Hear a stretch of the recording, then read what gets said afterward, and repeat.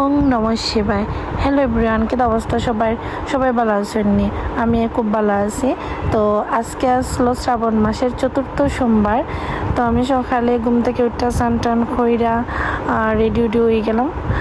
তারপরে বাড়াই গেলাম পূজা দেওয়া। তো বাসার পূজা শেষ কইরা বাসাত মহাদেবের অভিষেক করাইছি। তো করানির পরে গেলাম কি খালি বাড়ি কাকুলিরে নিয়ে।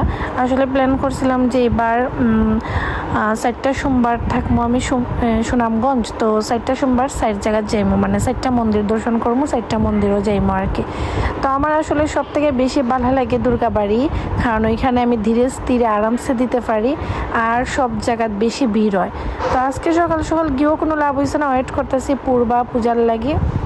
এদিকে সুমাইস আমরা একটা ফ্রেন্ড, তো পরে আইলো পূজা, অনেক লেট করি আইসে, মানে তা হওয়ার মতো না। আর পূর্বা তো টু মাছ লেট, এই যে তাই নখন আইসুন।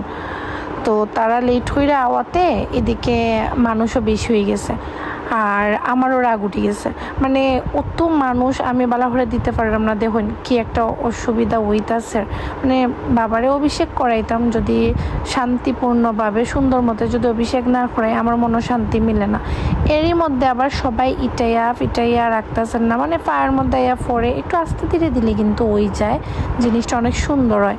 তো কিতা করার, মানুষের কমন সেন্সের অভাব। মন্দির আইও মানুষ ঠেলা ডাক্কা, মানে কোনো ধীরে স্থির নাই আর কি। তো যাই হোক, এদিকে খালি বাড়ি বাবার অভিষেক কমপ্লিট করলাম। তো করার পরে আসলে কিতা হইতাম, মানে মনে নেই, শান্তি পাইতেছে না যে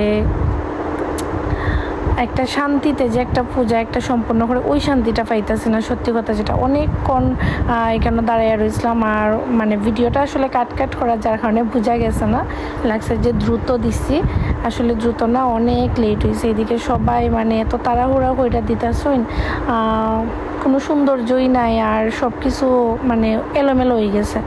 তো যাক, পরে আমার দেওয়া শেষ হয়েছে। এদিকে পূর্বা ওয়েট করে, পূর্বও মানে জল ডালতে পারেন না। মানে একটা সিরিয়াল যদি সবাই মেনটেন করে তাইলে আশা করি যে সুন্দর হইব জিনিসটা।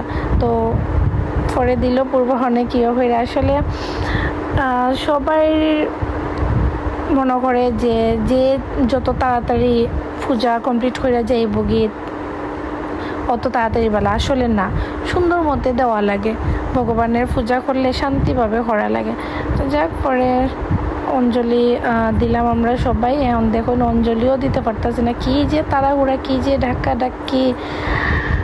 তো খালি বাড়ি আসলে একটা জিনিস অর্ধভাবে, মানে অর্ধেক আর কি ঘোরা লাগে মন্দির। তো আমরা পরে মন্দির ঘুরছি আমরা অর্ধেক। পরে আবার ধূপবাতি মোমবাতি এগুলা জ্বালাইয়া ভগবানের আরতি করলাম। তো এদিকে পূর্বার জ্বালানি শেষ, তারপরে আমি জ্বালাইলাম। তো জ্বালাইয়া মানে এখানেও অনেক ভিড়, এখানেও সুন্দরভাবে জ্বালাইতে পারতেছি না, মোম টমও সবাই উতরিয়ে রাখছে। তো তারপরে আবার মা কালীর এখানেও জ্বালাইলাম। আসলে এই দিন আমার আসলো শেষ সোমবার, মানে শেষ সোমবার বলতে সুনামগঞ্জ আমার শেষ সোমবার আছেন। এবার তো শ্রাবণ মাসও 5টা সোমবার পড়ছে। তো 5টা সোমবারই আমি ভগবানের কৃপায়, মানে মহাদেবের আশীর্বাদে আসলে 5টা সোমবার করতে পারছি, আমার কোনো অসুবিধা হয়েছে না। তো 4টা সোমবার আমি সুনামগঞ্জ থেকে হয়ে আইছি, আর 5 নম্বর সোমবারটা করছি আমি আমার শ্বশুর বাড়ি।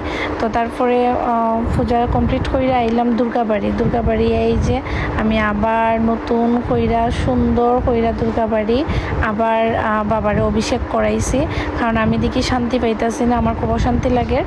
তো আজকে এই পর্যন্ত ভিডিওটা আসলো, সবাই লাইক কমেন্ট শেয়ার করে দিবা। টাটা, হর হর মহাদেব।